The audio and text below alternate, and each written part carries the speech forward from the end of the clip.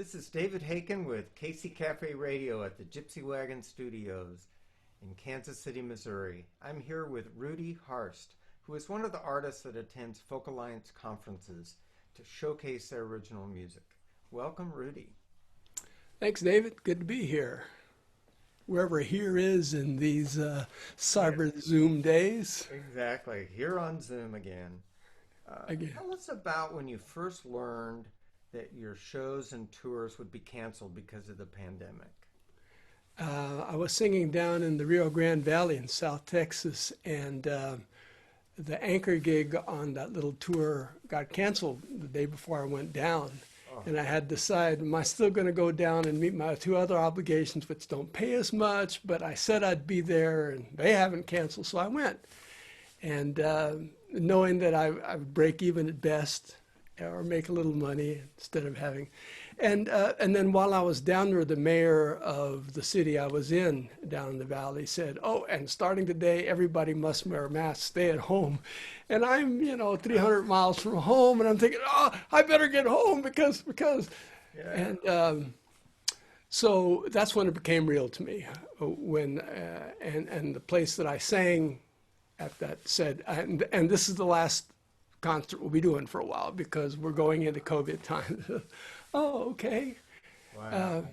Yeah, and then it really came home to me when I got home and found out that more of my gigs had canceled. And Sure. Yeah.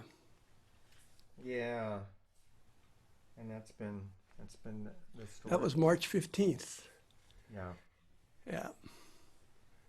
So tell us a little bit about your background in music growing up. I started singing in the church choir when I was 6 years old. We had just moved to the United States. I spoke only Dutch. And my kindergarten teacher figured out very quickly that I loved to sing. And her husband happened to be choir director. And she also knew that singing is the fastest way to learn a language. Sure. And so within weeks of arriving in the United States, not even knowing what I was singing solos in the choir. And just enjoying it.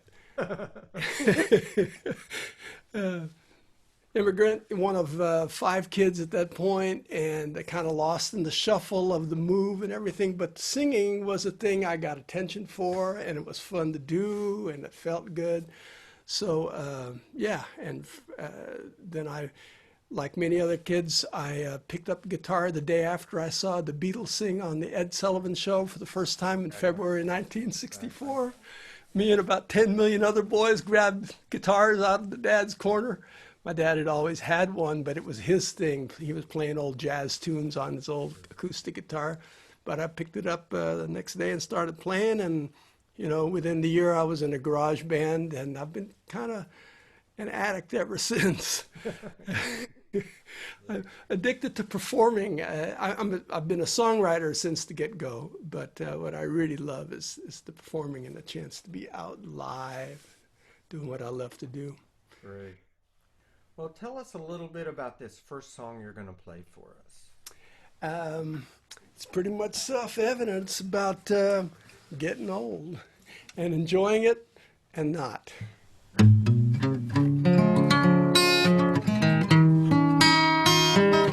Getting old, man. Getting old is getting old. There's no two ways about it. Say each day's a blessing, but some days I kind of doubt it. My aches and pains just multiply, my pounds and inches too. There's more of me than there used to be, and less that I can do or feel like I want to. It's hard to find new pants that fit, and then they're not in style. And every flight of stairs I climb feels like a half a mile. My closet's full of old baggy clothes, that's all I seem to wear. I hate to have to admit it, but I really just don't care. Yeah, getting old is getting old, but I'm doing the best I can. 'Cause I'm still a bright-eyed little kid inside this middle-aged man. Of course, I like to think of myself as middle-aged at 68, but sometimes it feels more like muddle-aged, you know. What was the second verse of this song? Something about memory. Oh yeah, I just keep forgetting more, remembering less and less. And I'm so darn indecisive of that, I'm sure, I guess. I do my best to stay positive and focused on the light, but it's hard to be when you got to pee 3 or 4 times a night. You know what I'm talking about? Yeah. Yeah, getting old, he's getting old, but I'm doing the best I can. 'Cause I'm still a bright-eyed little kid inside this middle-aged man. I comb my hair, what's left of it, so carefully each day. My hairdresser says I should highlight it, but it would still be shades of gray. When I was a young hippie dude, I swore I'd always wear my hair long.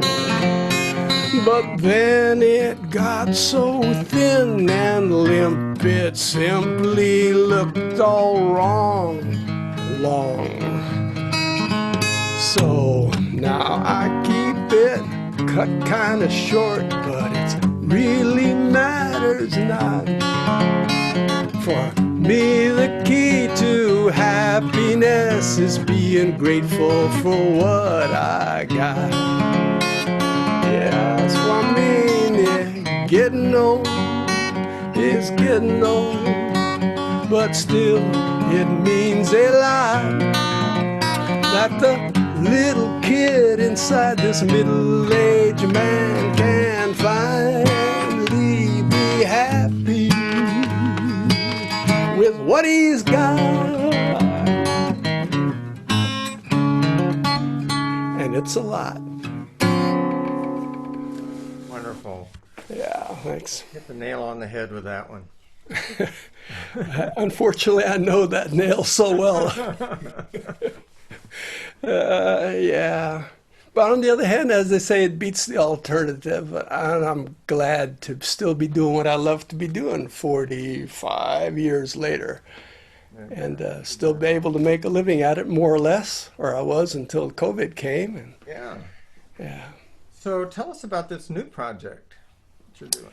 Yeah, it's a project on conscious aging, what it's like to be 68 and feel like I'm 18, and a body that sometimes feels like it's 88, and sometimes I act like I'm 32, and what is it like to be all those people at once? So it's a theatrical piece.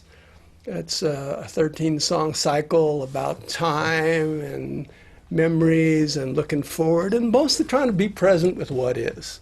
Because for me, that's the key to it. You know, if I can just be with what is in my life and try to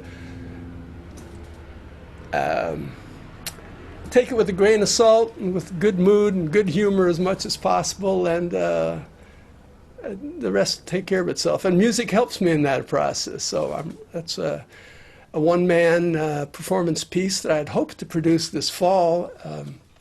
That's probably not going to happen. Sometime. But sometime. It's something I've done with a couple of my previous album projects, to do a theatrical adaptation, and something I'm looking forward to again. That sounds cool. Sounds like a lot of people will be interested. I'm looking for my niche in the market. I've already figured out I'm not going to appeal to the TikTok generation, and they don't want to hear what I have to say, and I don't want to sing about what they're concerned about. By and large, an 18-year-old and a 68-year-old should have different interests, and which isn't to say that I wouldn't welcome young people in my audience, but I've come to a point where it's like, okay, I know who my target audience is, and I know what my niche is, and I know who I like to sing to and what I like to sing about. And I can do kid shows too when called upon. Exactly. So would you do another song for us? Gladly. Let's see. Oh, man. I was wondering why I hit those clunker notes. I had my drop D capo on. Oh, I was like, can we cut that out of the interview? Sorry. Getting old is getting old. There you go. Perfect for that song.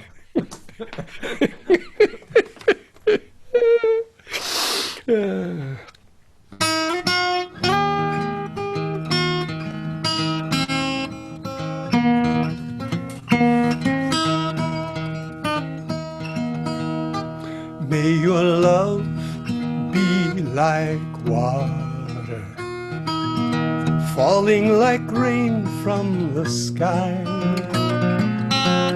flowing like a river, no force can deny.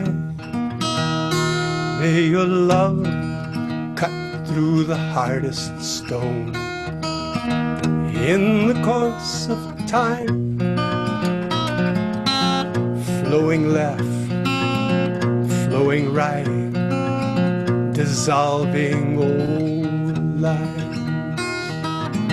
Even the mightiest mountain must yield to water's wave,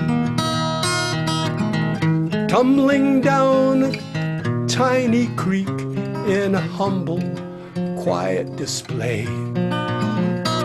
But day after day, year after year, water rolls over the stone in a dance of time and space that cuts right to the bone.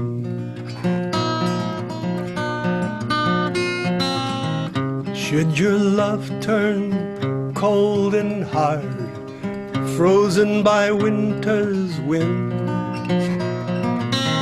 may it thaw and melt once more as spring returns again.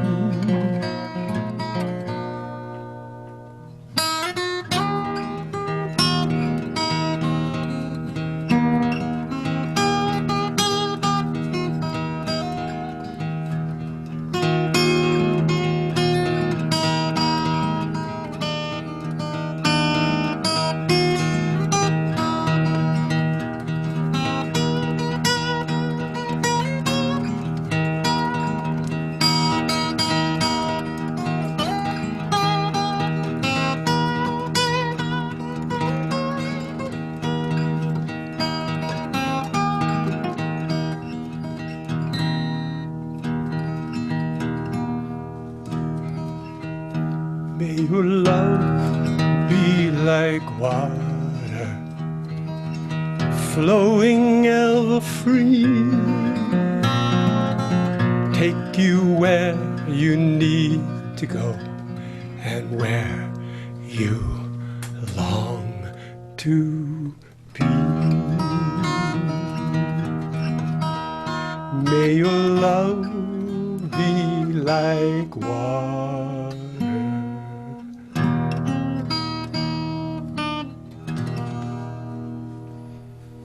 Oh, beautiful. Thank you. Wonderful blessing song. Thank you. They're always so important to have songs of healing. Yeah, Really.